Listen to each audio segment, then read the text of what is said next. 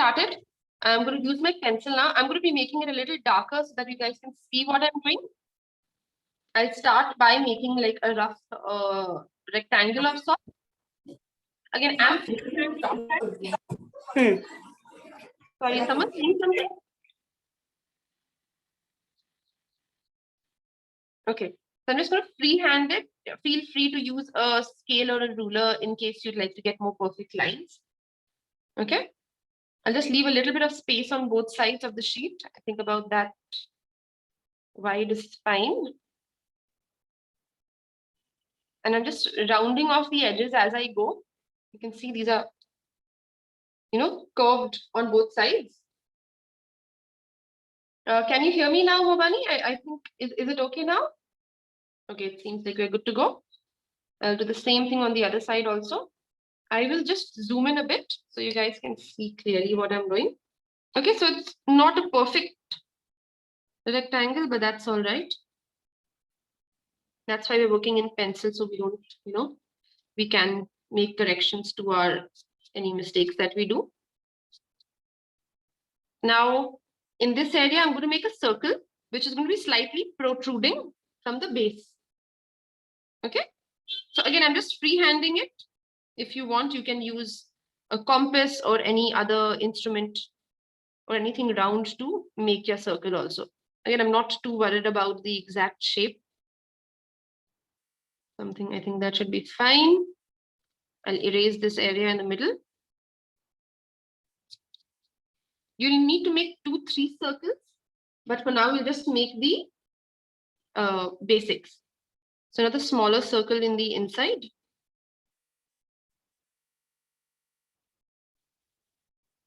Okay, so we are first basically drawing out the rough outlines of the camera, and then we'll get started with the more detailed work. So in this corner, again, you'll need another circle, smaller.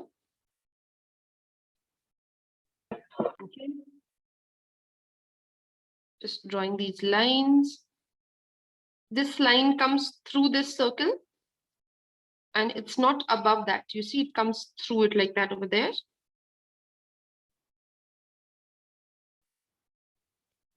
Okay, next is what? Next is we'll make all the knobs on top. So I'll start with making this. So somewhere like in line with this in the center. Draw a line, round it off and bring it down. And then just something like that. Okay. And then you'll make a smaller version over here, slightly rounded off. Make a parallel line. Just round off the edges like that. Make a narrower ledge on top, and then another small button on top. Okay. This side, we just make a couple more knobs. One, another smaller one here, and then another tiny one there. And then you make the little knobs on top. 1, 2, 3. And over here in the middle, we'll make this one. Now this is slightly curved on top. Okay. So instead of making it a flat line, you just make it curve towards the top over there. Now again from here, I'll bring this line down to join with the lens. And just add a couple more details.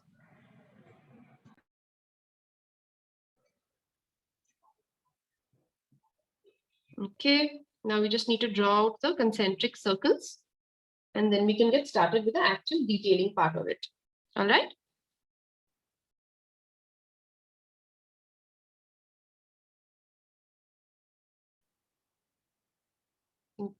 That's fine there. We need to make more concentric circles inside here.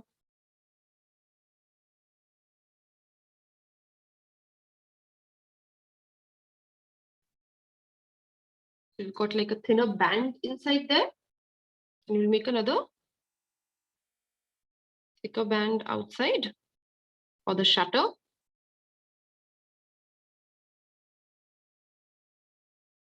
So there's a story behind this painting that I have actually made. I had done a takeover on someone's page last year sometime. And as a special feature, I had requested Divdrish from Mandalas by Divdrish to come and do like a special appearance with on a live with me.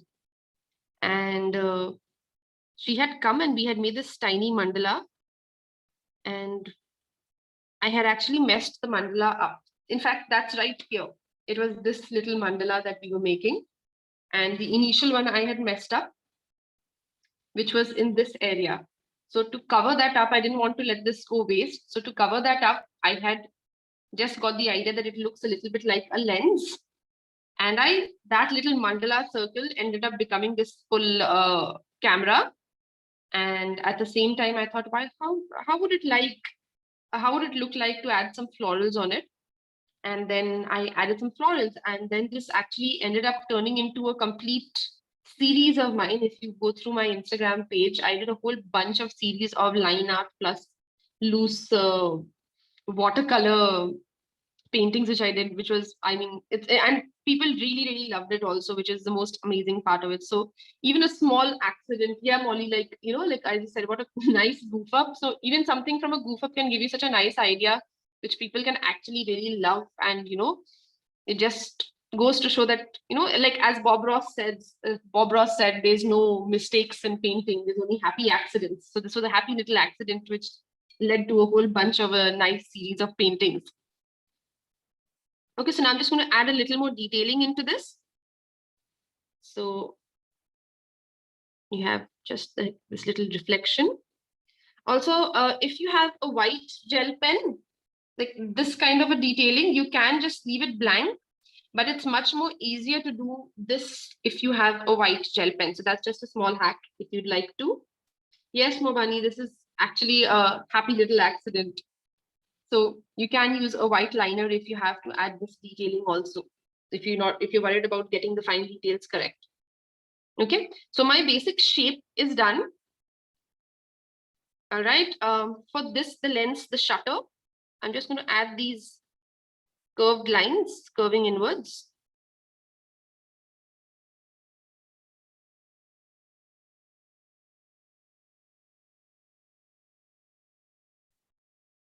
And see how it's curving inwards a little bit.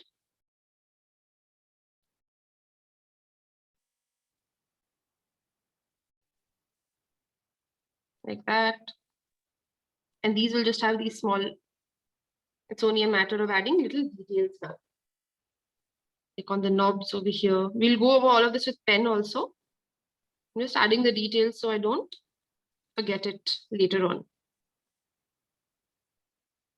And all the shading that you see, there's not much shading, but there's a little bit on the sides. We'll do that directly with the pen itself.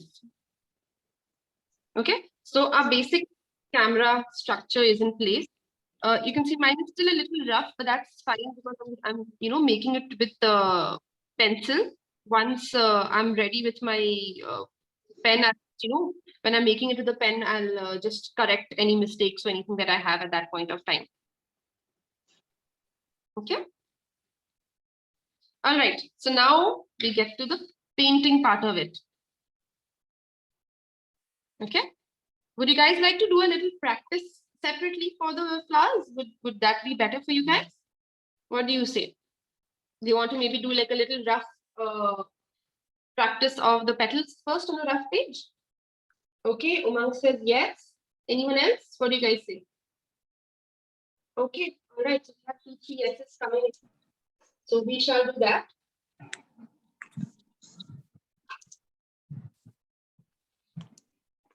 Okay, I'm just going to use one of my rough sheets over here also. This is also from a previous session, just another practice one. So I'll move this to a side, my rough sheet. So this is very simple, these watercolors. You can use any 2 colors. You can take it on your palette or use it directly from yours. I'll actually take some color out on my palette only. And maybe I'll quickly show you how I mixed these colors also.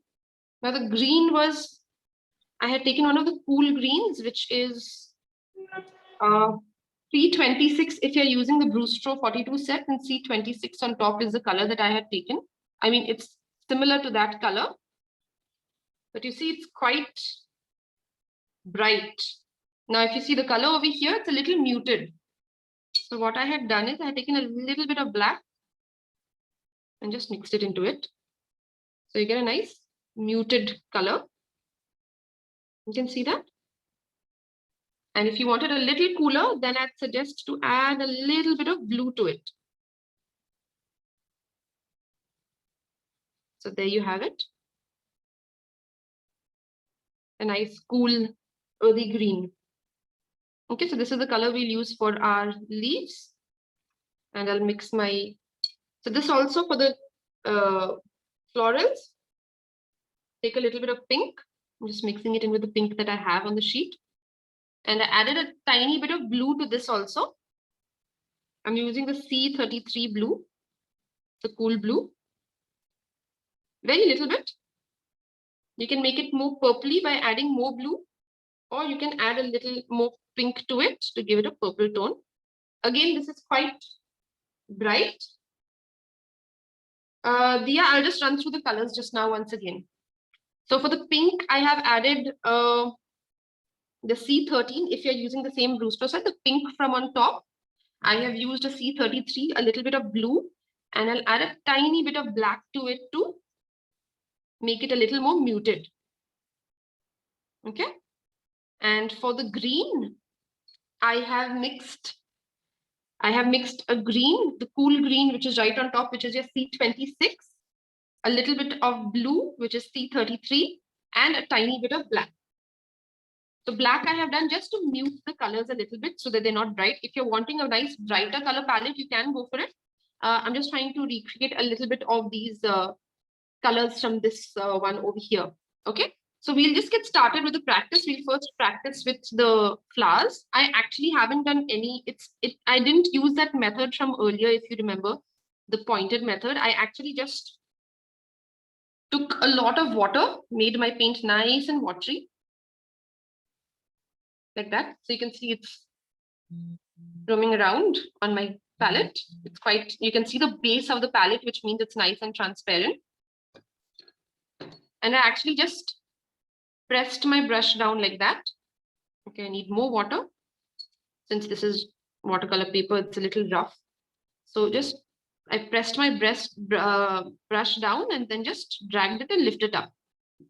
That's all. And then you can add a little extra dollop in the corner. So just, I've taken paint on my brush, point, then just pressed my brush, dragged it a little, like that. And then you can just push the paint, if you have extra paint on your sheet, to one corner like that. Okay, so I've made very simple shapes.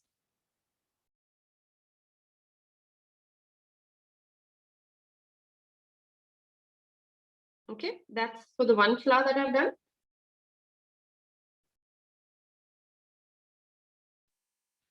Now for the second flower, which is this, it's almost a rose shape, which is, using that C method. So you make one C. Again, you can see there's a lot of water on my brush. It's nice and watery. So that's why when it dries, it will give you those nice, cool watercolor bloom effects.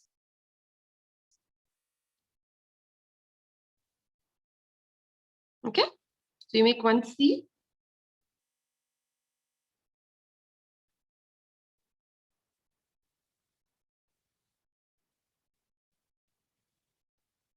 Okay.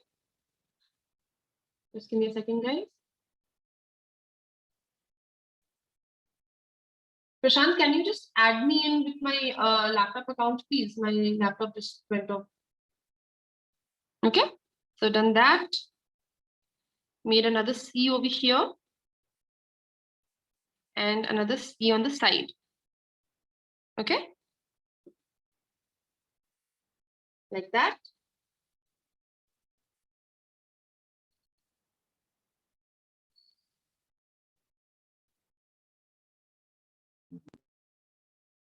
And now what we can do is, for this, you can use another method that we use. Rinse your brush out.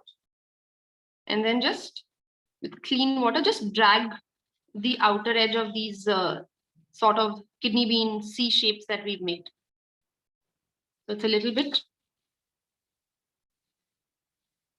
and get like a sort of ombre-ish effect. You can add again a little dollop of extra paint on the inside. And then you can add more petals. So now instead of C's, you can make these like slight lines like that. And then again, rinse your brush. And then just let the color spread with the water on your brush. You can join it a little bit in the middle also. Doesn't have to be completely one. And then here, like that. Now, if you want to make your rose bigger, the rose-ish shape that you have, you just keep adding more of these lines. So if I want to make it bigger, I'll just add one more line here, spread it out. So you see, I'm adding the lines where these two are sort of joining in the middle of that, like that. I would have made one more here. So that's how you just keep expanding. I would have done that. And then again, if you want to make it a little dark, you just take a little more color and just in certain areas, just drop a little extra color like that. Now you see, again, with mixing colors with watercolors, it's so cool. If you can see this, there's a little bit of separation in the blue and the pink that I've used.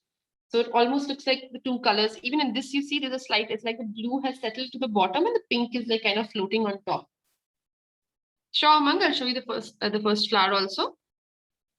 First flower, I've just taken some color on my brush. No specific method over here.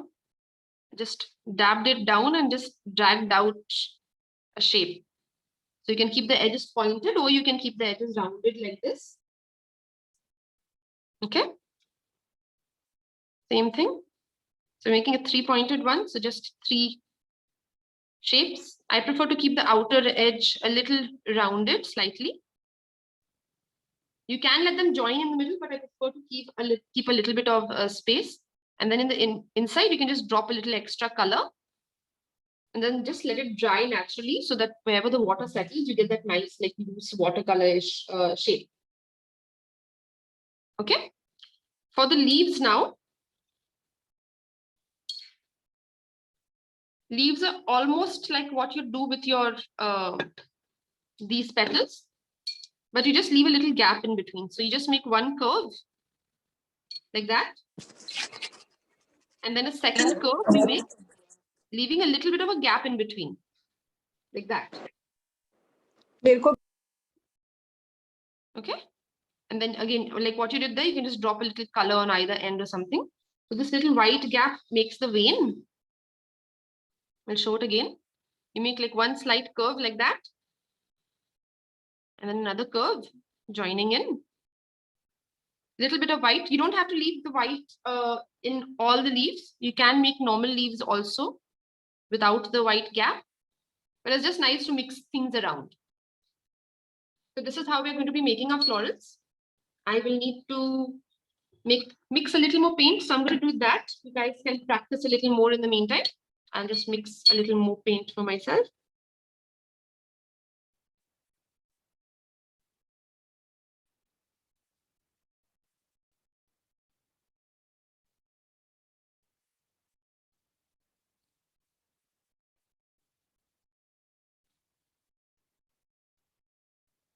Anyone has any questions? All good?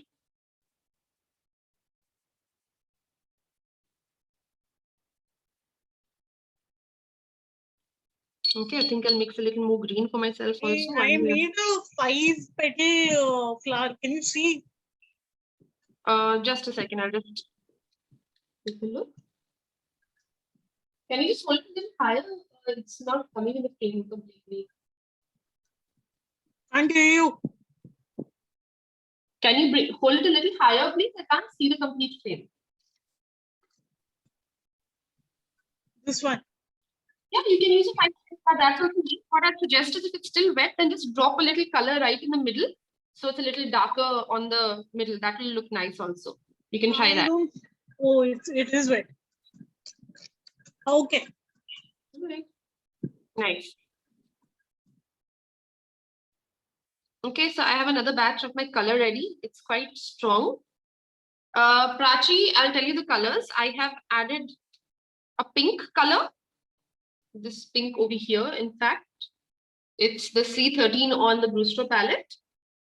I have added a blue, little bit of blue here, which is the C33, and a little bit of black to mute it down. If you wanted a bright purple, then don't add the black. Just use your pink and your blue to make it. Okay, so now that I have a nice batch of colors ready, we can get to making our own painting, the proper painting. Okay, so now before we start on it, you can just decide where you want to place your florals. So I had put it sort of diagonally across over here. You can make it coming right through. You can make it just like in the background. So it's up to you where you want to place your flowers.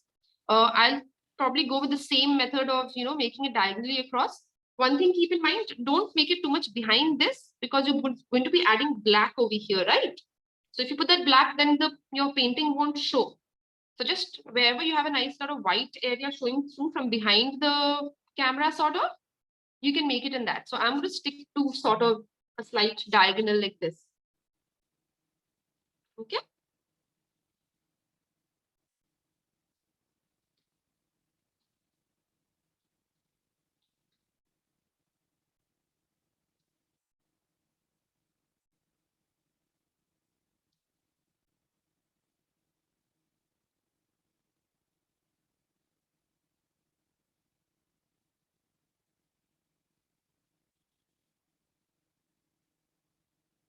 All right, so let's get started.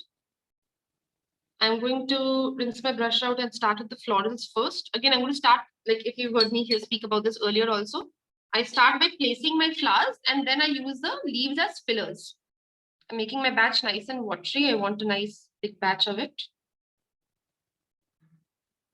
If you want to add a little more interest to it, what you can do is you can make your flowers, and while it's still wet, you can add a little more pink or a little more purple to make it slightly dual toned also. You can try that also. Okay, so I'll just remove this and we'll just make our flowers first. So I think this is a little dull for me. I'm going to add a little more pink to it so it's a little better. Okay. So now you see the difference. This is a cold pressed paper. This is a hot pressed paper. So on this, the edges are much more smoother. The paper, the water can move around on the surface itself and you get these blooms. On rough paper like this, it will be a little different. You'll get a little bit different in terms of the kind of effect that you'll get. But it's equally beautiful nonetheless. So I'm making first a 3-pointed flower. Okay, again, no specific technique to this. Make one here. So what I'm doing first is I'm just using up the color which is there on my brush instead of adding more color to my brush. So this becomes a little light. Okay, and then I'll actually lift up some color from here because it's quite dark and just dab it in the middle. So you have that kind of sort of ombre-ish effect. In fact, I'll actually lift up some color from the edges. So I'm just using my same brush, dabbing it on a tissue. Shelly, you get watercolor paper itself. I'm not sure if that's your question. You get it in 2 types, hot pressed and cold pressed. Hot pressed is better if you're making fine detailing. So hot pressed is actually better when you're using, when you're making line work like this. Cold pressed is better if you are doing like loose abstract florals or even landscape paintings. So it's not what is better, it's just a personal preference usually that works. But of course, for line work, any fine detailing, you need a smoother surface. So in that case, hot pressed paper is better. Okay, so I'm going to make my rose somewhere here. So starting off with a C, maybe another C on top there.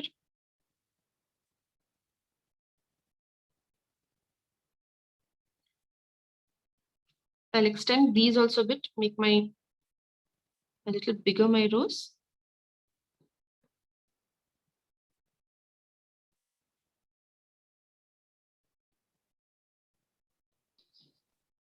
Just using the same method.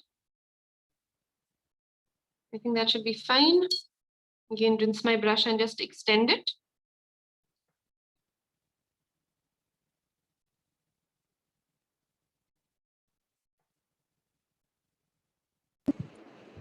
Hi, Susan. When you rinse your brush, is there water, or you dab the entire water and you just take little bit to spread the color? I rinse my brush and then I just dab it slightly on my tissue so that, you know, there's no excess moisture on it, so that it doesn't drip off. I dab it just a little bit. Okay, thank you. No problem. And now with that, I'm going to add a little more color in the middle and over here. You can also make your the edges of your petals a little wavy to add some, like, if you want to make it a little different, you know, if it's looking a little too boring for you, the same shape.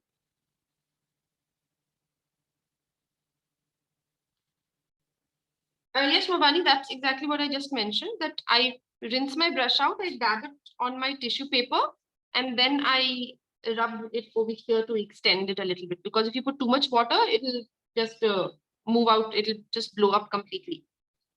So I dab it a little bit so that I can absorb the excess moisture. Okay, so I think that's okay for my florals. I'm actually going to lift this up a little bit because it's looking a little too uniform for me. So just from the sides, I'm just... When we do lifting, the paint is dry or wet, and brush is wet or dry? The brush is wet, but it doesn't have too much moisture on it, because then it will just bloom out. So you wet your brush, rinse it off, and then just, when it has little bit water on it only, you just rub it like this. Because if it's too dry, it'll, you know, it won't activate the paint again. So you just like... And what about the paint itself? The paint is dry? Like once it dries, should we lift, or once it's wet, you can lift it in when it's wet. Also, it's better when you do, if you do it when it's wet, so then, you know, you don't get those like harsh edges. It's easier to lift. You get a smoother blend if you lift it when it's still wet. So these petals over here that I'm doing, they're actually still damp. You can do it when it's dry too, but it's easier to do it when it's still wet. The blending is better.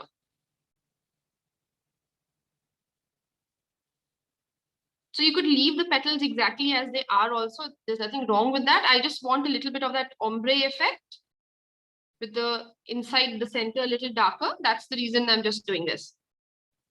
Okay, and when this, I will do it a little bit on this also, on the edges.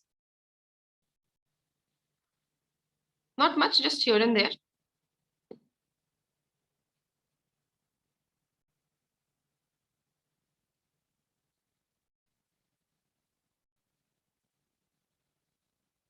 When you're making the roses, the thing to keep in mind is that the center should be a little darker than the outer petals. That's what you need to work on a little bit. So that gives it a little, like, a sense of depth, that you know, the inside of the flower, the petal, it's still blooming. So that's the reason you just need to have the center of your flower a little darker than the outer edges.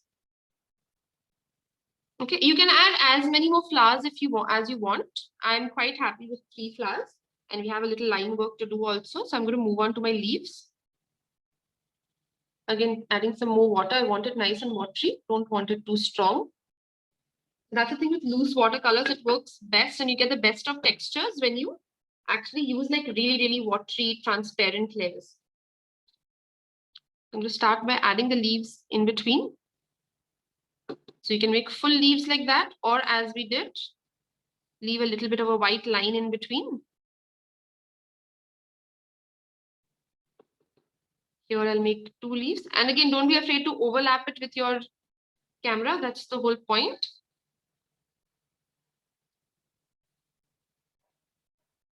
Now, if you see, this is a little wet and I'm touching it, so a little bit of green is going in, but that's all right. I don't mind that little bit of, you know, color transference. But if yours is very, very wet, then avoid it, because the entire green will just spread into the whole flower.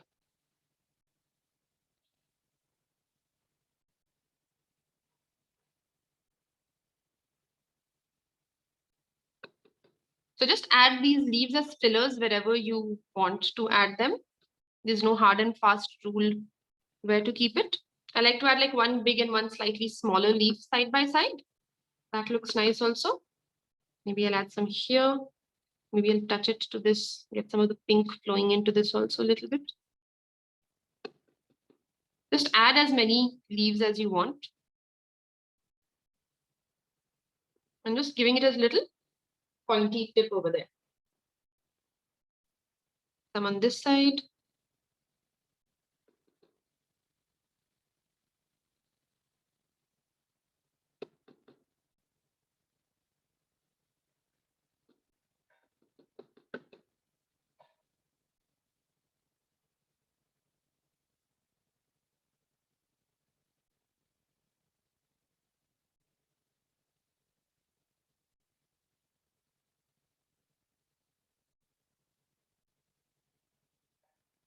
Okay, maybe I'll just add a couple more here. Again, feel free to add more flowers, more leaves, as many as you want. There's no rule to that. I'm not going to go more further because I said this is going to be in black, so it's kind of pointless going in that direction.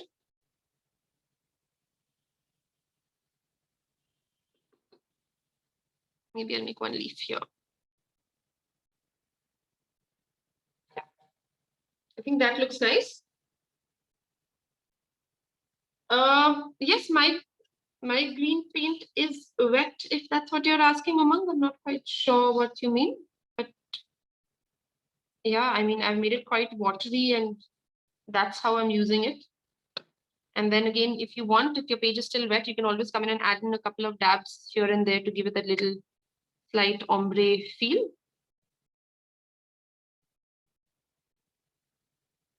Just on the tips or on the inside edges also, you can do that. Hey, Sharmishta, how are you? Missed you. So that's it in terms of any painting that you'd like to do. Okay. Add a little bit of color here and there also, just to make the inside a little darker.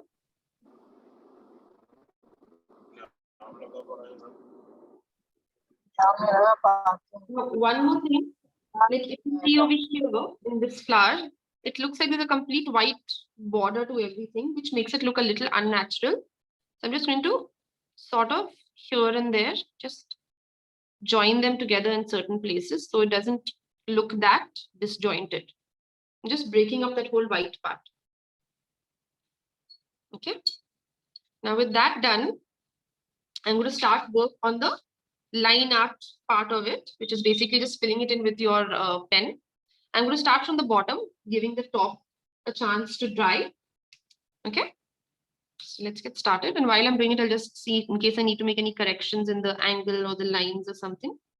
I'll just do that too.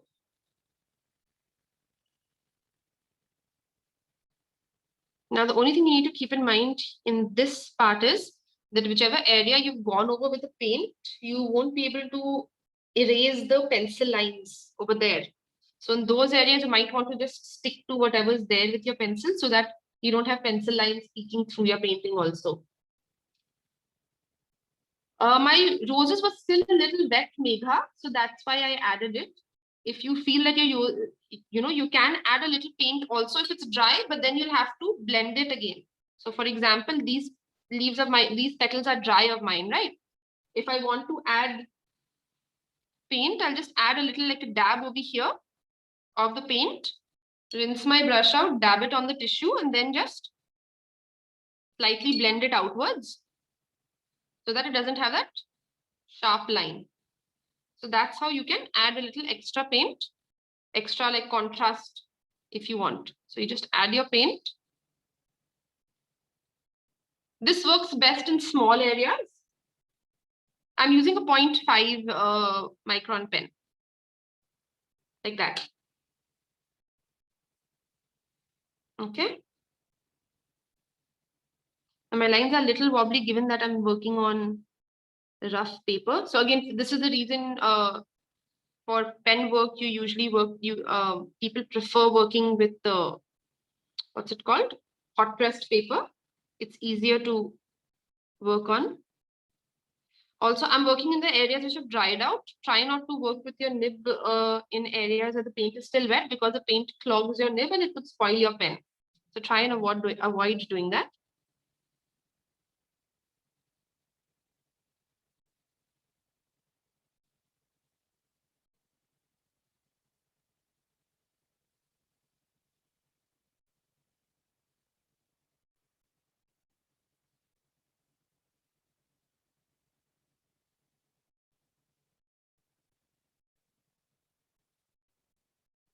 Just outlining it first, and then at the end we'll get to filling in all the black. You can use black paint also to fill in the larger areas. How's it going, Prashant?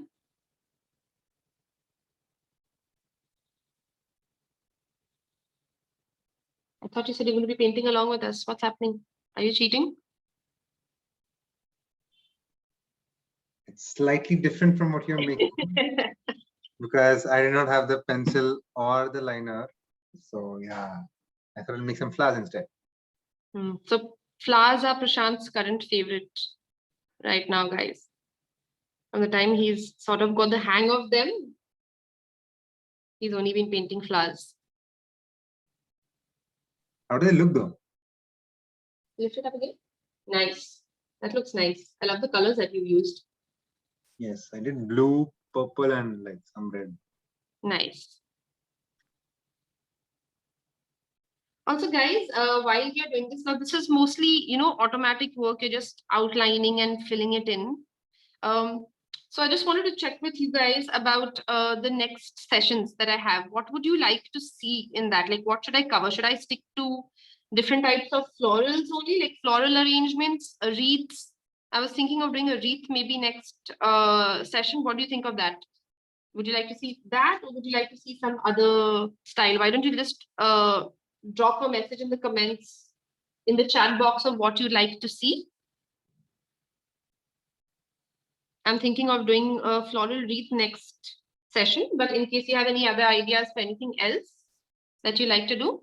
Okay, Megha says florals. Anyone else has any more ideas?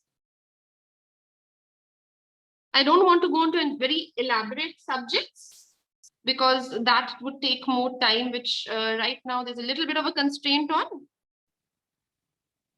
But yeah, in case you have, okay, I see landscapes. Landscapes, we can do some simple landscapes maybe. You can't do anything very elaborate in our style.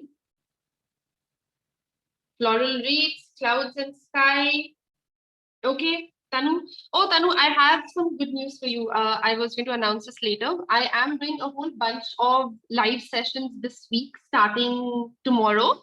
And I'm going to be doing it in association with a whole bunch of different amazing artists. I'm going to kickstart it tomorrow with Divdrish. So we're going to be doing actually a mandala plus cloud and sky live session also. So these are going to be throughout the week at 9 p.m. on my Insta page only.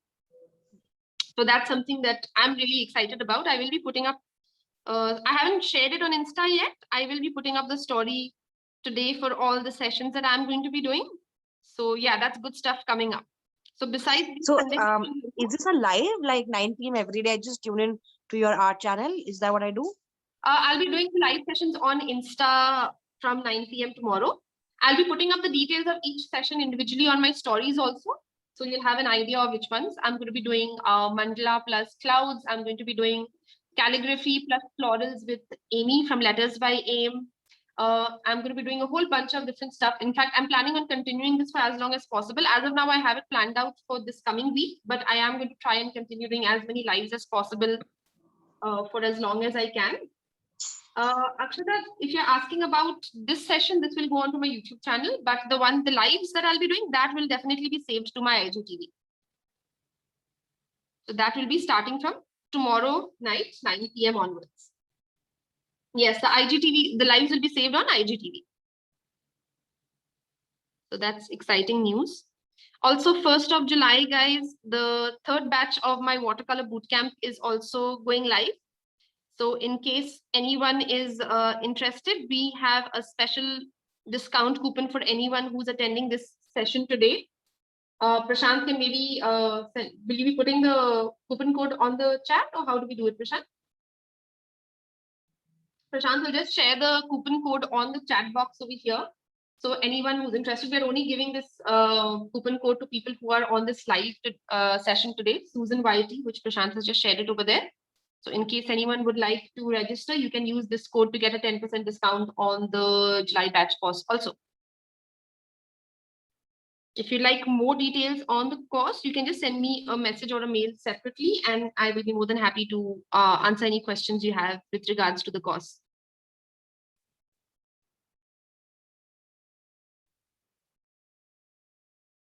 All right, so I'm just getting there slowly with adding my details.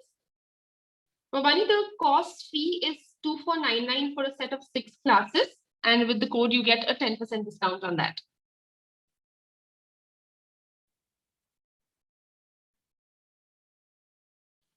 We have Sharmishta here, who has been actually a part of our first batch.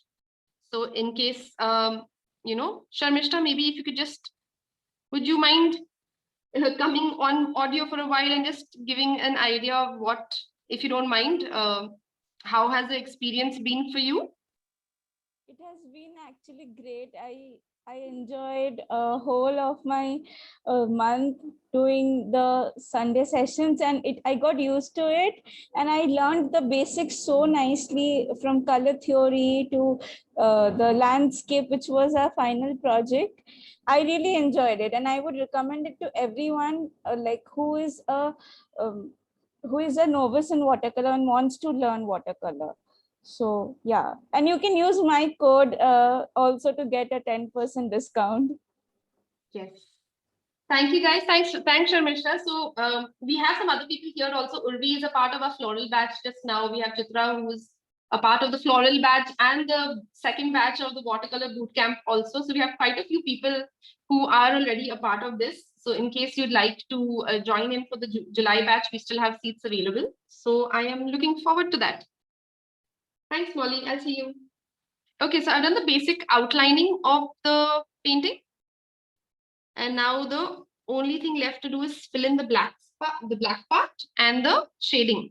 So for the shading, what I'm only doing is, hey Molly, that looks nice. Maybe you can put some flowers across also. So you know, maybe in that circle over here, you've got 1, 2, 3, 4. Maybe you can add a flower over here in the middle also. You want to try that? Awesome. Yes, Anjali, I'm using the 0.5 only. So I'll just zoom in for this. So what I'm doing is the tip presses down, and as you're coming down, you just do like a flick. So you press down and then lift up with a flick. So that what it does is it makes the ends a little thinner than what we are starting off with, and that gives you that shading. So you're just flicking your pen outwards from the point where you're starting, outwards and upwards. So that's how I do my shading with a marker pen. You could use stippling if you want also, which is a dot work. You can try that. Or you can try other methods also. But I think for this painting, just a simple shading like that is fine also. You don't need to do too much of it, just a little bit on either sides. And this again is in the other direction. Sorry.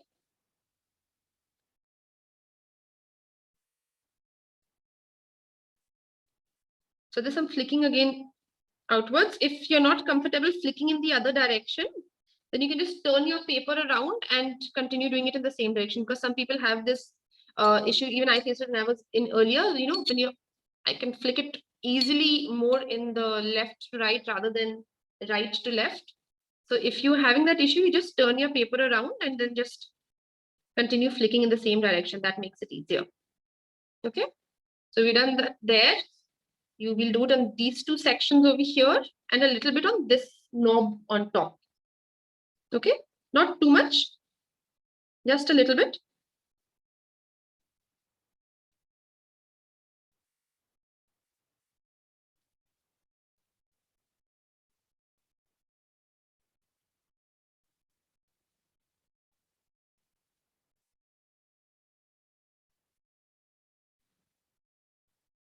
I'm just going over it once to just deepen it a little bit.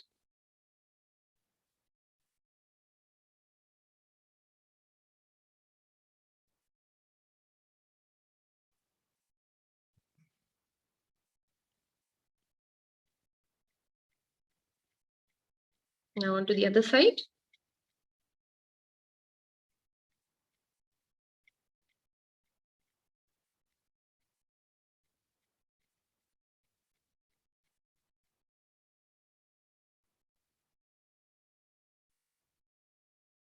Anjali, I usually stick to, especially for a painting like this, I try not to, because even I sometimes do, you don't know where to stop once you start shading. I understand that completely because I'm guilty of that myself. But in this painting, I wanted the florals to be kind of highlighted. I didn't want, because if you do too much shading on a painting like this, it takes away the attention from the florals and the delicate florals and all. So that's why I've just done it like, you have these bands over here on the camera. So I just decided to go with these two sections and the sides where you'd have sort of a shadow and on this knob itself. But in most cases for shading, my general rule of the thumb is to do it on either both the edges like this, or maybe like from the bottom, on the bottom going upwards. So it's like the base has a little bit of a shadow. That's basically the rule that I use. So if I wanted to, I could have added shading on this also on both sides over here, this larger knob. But since I have the lovely rose behind it, I don't want to cover that up. But yeah, that's about it in terms of how I decide. Mostly on the edges where, your shadows could be collecting. That's where I usually concentrate. Okay, so I don't think we'll have enough time to go over the entire thing and fill it up with color. So I'm just going to reinforce my black lines just now. And we can finish filling in our black color in our own time, at our own convenience. I'm just darkening the border a bit over here, enhancing it.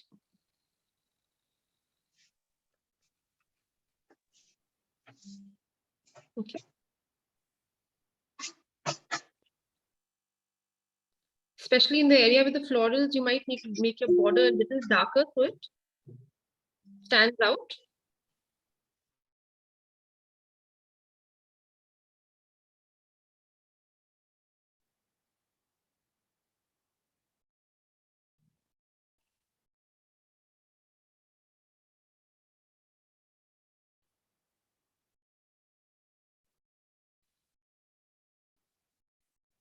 And then in the areas which you haven't used your paint, you can go over that with an eraser to rub out the extra lines that you have, the pencil lines. Especially if you've made any changes in your direction or anything when you're been making your final with the pen. You might want to just erase the original pencil lines like what I have over here, like that.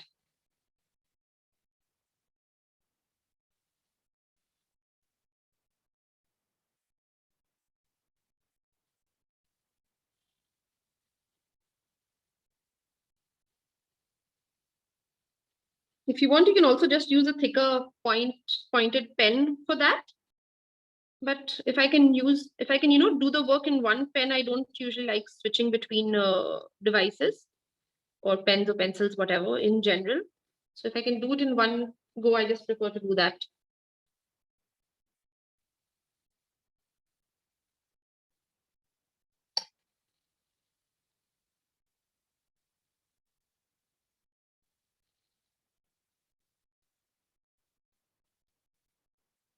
We're coming to the end of our session. I hope everybody's enjoyed this session also. And yeah, as I said, we have a lot of fun stuff coming up in the lives during the week also. And for now, I think we'll stick to florals or floral wreaths for the next lives. And maybe we can give landscapes a go sometime also. Some easy landscapes. But for now, we'll stick to nice florals. They are my current love.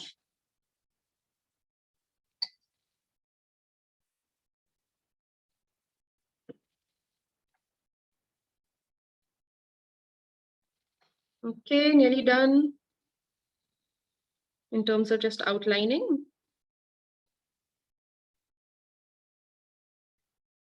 I'll actually just fill this one in. I think I have time to fill up one circle. Thank you, Disha. I'm hoping you have fun and you're being able to follow along also and enjoy it. The whole point of starting these sessions was that actually I've had a lot of people message me at different points in time saying that watercolors intimidate them. And I just thought that's so sad because it's such an amazing medium. And the moment you get even a smaller understanding of it, it's just so much fun and it's so relaxing. And I didn't want anyone to miss out on that just because of the misconception that it can be a hard medium to work with, which is one of the main reasons I got into this whole thing of teaching what I know. So yes, that's about it.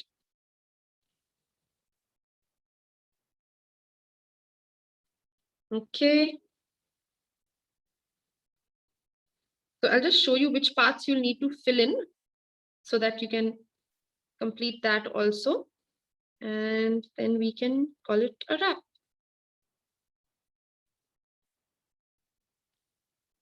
Excuse me. Good thing I need to fill that in with black, so I don't have to think of ways to cover it up.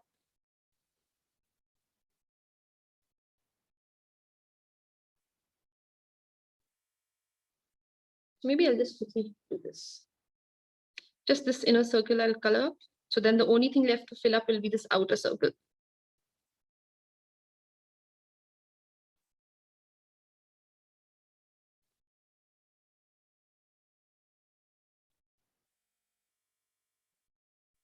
Just quickly, just filling this in up. At least the lens is done.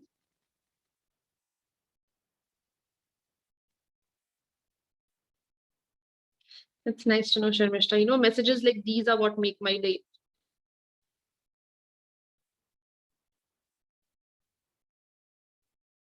Don't forget, guys, we have the code for the watercolor bootcamp July batch up and running, the Susan YT. You can message me for more details or to get a link to register for it. You can just send me a DM, message, WhatsApp, anything, and I'll be in touch with you and we can get the ball rolling.